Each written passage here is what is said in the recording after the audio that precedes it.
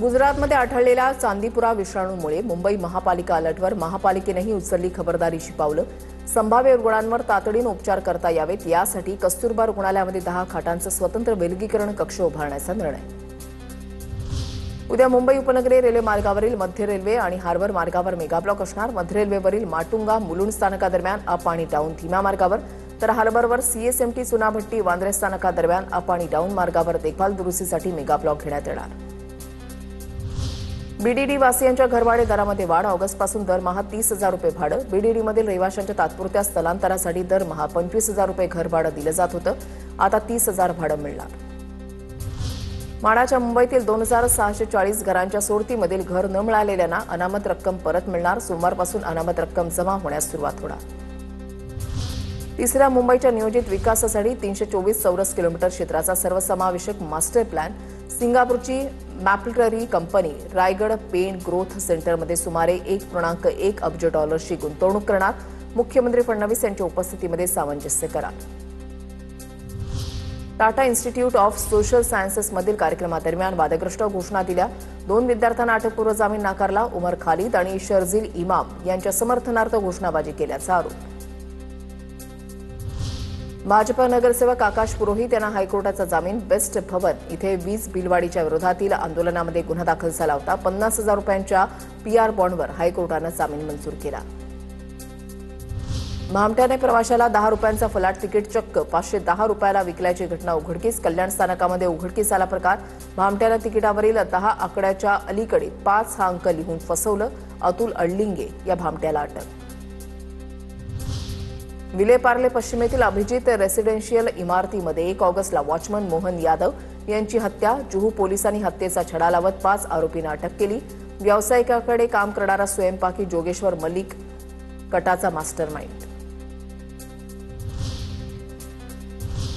Pune जिल्ह्यामधल्या top 9 घडामोडींचा आढावा घेऊया. पुण्यातील कात्रज दूध संघाकडून दुधाच्या विक्री दरामध्ये 2 रुपयांची वाढ. वाढलेली महागाई पाहता विक्रीमध्ये वाढ करण्याचा दूध संघाचा निर्णय. 11 तारखेपासून होणार अंमलबजावणी. पुणे जिल्ह्यामधील रस्ते महिना अखेरपर्यंत पूर्ण खड्डेमुक्त करा. जिल्हा प्रशासनाच्या बैठकीत जिल्हाधिकारी जितेंद्र डोडी यांचे अधिकाऱ्यांना निर्देश. 31 ऑगस्टपर्यंत सुधार करण्याच्या सूचना देण्यात आल्या. पुण्यामध्ये डेंग्यूचे जवळपास 671 संशयित रुग्ण आढळले. 671 पैकी 27 जणांना डेंग्यूची लागण, तर चिकनगुनियाचे 7 रुग्ण पॉझिटिव्ह आढळले. जुलै महिन्यामध्ये डेंग्यूच्या रुग्णांमध्ये वाढ. पुण्यातील जिल्हाधिकारी कार्यालयाबाहेर डॉक्टर प्रोटेक्शन फोर्सच्या वतीनं धरणं आंदोलन. डॉक्टरांना न्याय मिळावा, खोट्या तक्रारींना आळा बसावा, वैद्यकीय व्यवसायाला संरक्षण मिळावं अशी आंदोलकांची मागणी. खडकवासला धरणातून पाण्याचा विसर्ग वाढवला. 6,000 क्युसेक वेगानं पाण्याचा विसर्ग सुरू. धरण क्षेत्रामध्ये जोरदार पाऊस सुरू असल्यानं रात्री 11 पासून कमी केलेला विसर्ग वाढवला. नोकरीचा आमिष दाखवून नागपूरच्या महिलेला पोर्तुगाल देहविक्री करण्यास भाग पाडलं. महिलेकडून पुण्यातील विमानतळ पोलीस ठाण्यामध्ये तक्रार दाखल. पुणे शहरामध्ये वाहतूक पोलिसांची मॉडिफाईड सायलेन्सरवर कारवाई सुरू. जवळपास 300 दुचाकींवर कारवाईचा बडगा. त्यातील 130 बुलेटवर करण्यात आली कारवाई. पुणे विमानतळावर पक्षी, कचरा आणि भटक्या श्वानांचा विमान उड्डाणांना धोका. हवाई दलाच्या अधिकाऱ्यांचं निरीक्षण. प्रतिबंधात्मक उपाययोजना करण्याची मागणी.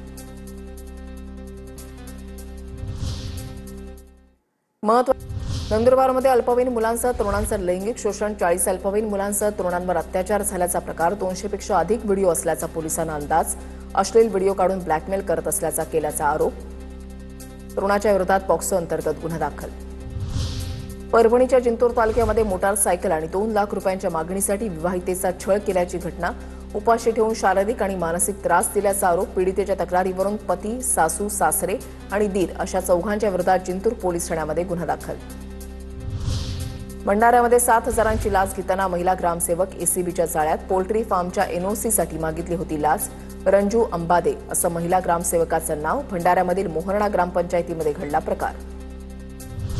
सांगली जिल्ह्यामध्ये चोरी गेलेले आणि गहाळ झालेलं सोनं, चांदी, मोबाईल मूळ मालकांना परत. तब्बल 4 कोटी रुपयांचा मुद्देमाल पोलिसांकडून परत.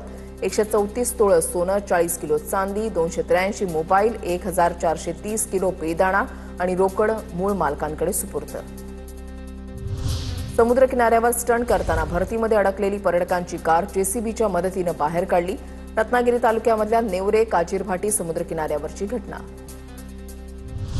कारंजा तालुक्यामधल्या कामरगाव ग्रामीण रुग्णालयाची इमारत जीर्ण, रुग्णालयाचे कामकाज तात्पुरत्या इमारतीमध्ये सुरू, जागा अपुरी असून आवश्यक वैद्यकीय सुविधांचाही अभाव, उपचारासाठी येणाऱ्या रुग्णांची अडचण. सोलापुरातील बार्शीमध्ये उपसा सिंचन योजनेअंतर्गत कोरफळे शिवारामध्ये पाणी पूजनाच्या वेळेला आमदार राजेंद्र राऊत भाऊक. कोरडवाहू असलेल्या बार्शी तालुक्याला पहिल्यांदाच पाणी आल्यानं राजेंद्र राऊतांना अश्रू अनावर.